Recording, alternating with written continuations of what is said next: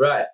So finally to end, and you've seen me do this before, but the applications of Baba Kwesi Pra's work are so manifold that it applies so often. And so I also want to make sure people understand this work as much as possible and understand the implications of this work. Yeah. On the subject of language and how it relates to economy, we have the African Literacy Project that is being forwarded by Baba Kwesi Pra. Kwesi Pra is launching a Pan-African literacy movement based upon clustering dialects into 12 mutually understood written languages, thus increasing access to information, reducing government costs, and enhancing ties among formerly separated communities.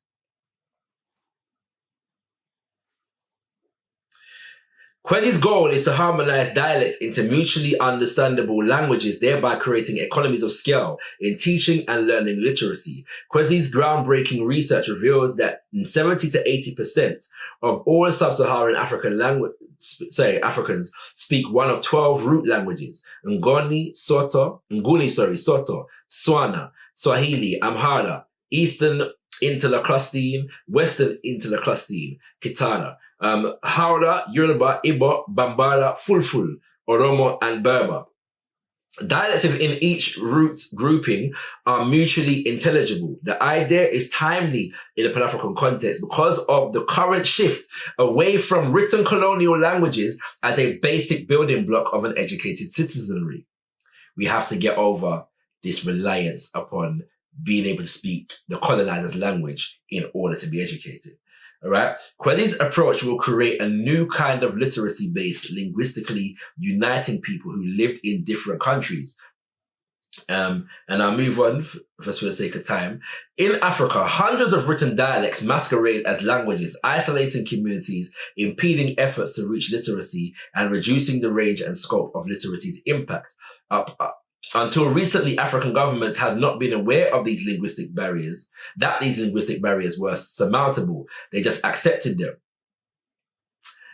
Thus, literacy efforts and investments have followed old colonial patterns. Yeah.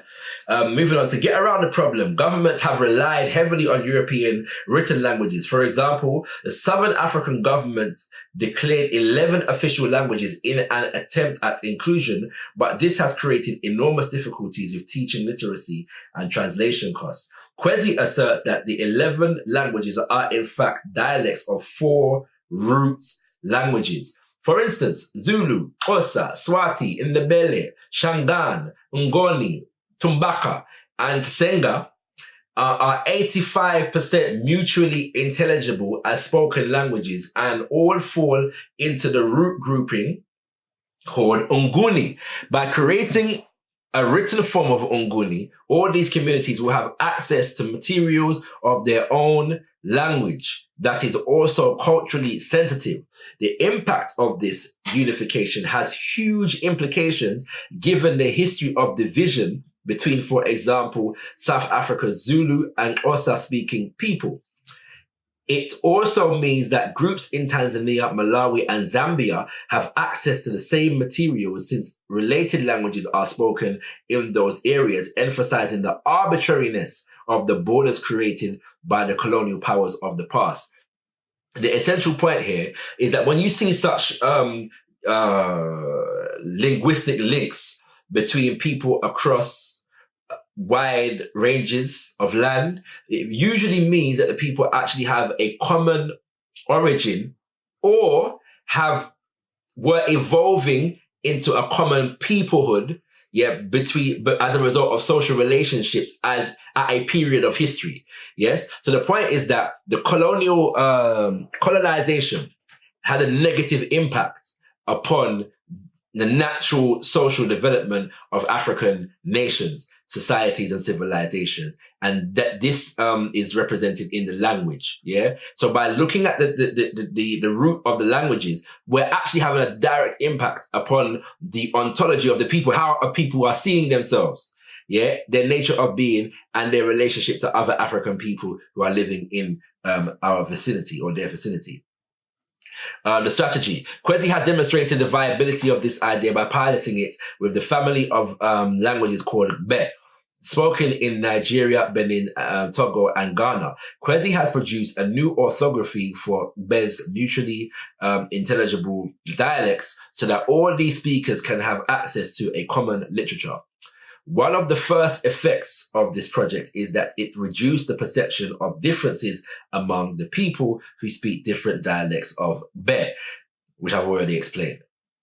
Kwesi has developed a cost-effective strategy to spread the idea of clustering dialects into common written languages by linking orthographers to governments and foreign donors. He is now taking the next step, convincing governments and international institutions and civil society to buy into the process, beginning with schools and gradually encompassing all forms of written communications coming from the government.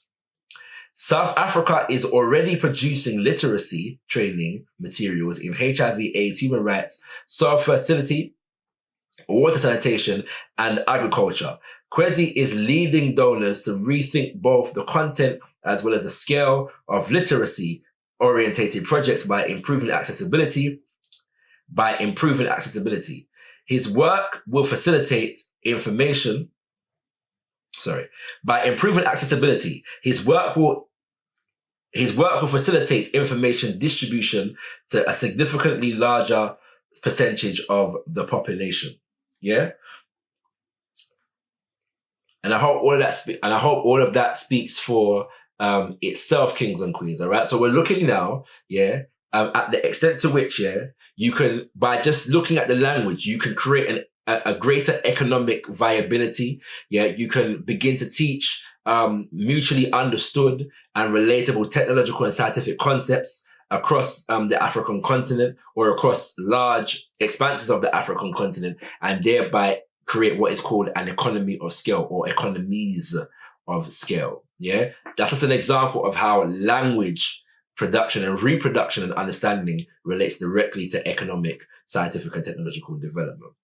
So we're going to end with the words of Papa Marcus Mosiah Garvey. No race is free until it has a strong nation of its own system of government, and its own order of society. Never give up this idea. Never be satisfied to always live under the government of other people, because you will always be at their mercy. Visualize for yourself and your children and generations unborn your own kings, emperors, presidents, your own government officials and administrators who look like you. That concludes the presentation, family. You know what I'm saying? I've hoped to do a few things here. One, to explain and hopefully demonstrate the centrality of culture to any liberation fight and any oppressive agenda for that matter. And two, to demonstrate the relationship, therefore, the organic relationship between culture and all areas of people activity. There is a quote from Baba Wayne Nobles that says that culture is to humans as water is to fish. We never exist outside of a culture, brothers and sisters. The only question is, what culture are we existing within? And so within that context, I've hoped to demonstrate the relationship, the organic relationship between culture and economics, and how developing our own African-centered cultural modalities can, should, and must inform our activities in the field of economics if we are going to be truly a liberated people. I thank you for watching and listening. I do hope you got something from it. Please feel free to give me feedback and let me know what exactly you did get from it. And I look forward to seeing you again for another presentation in the future.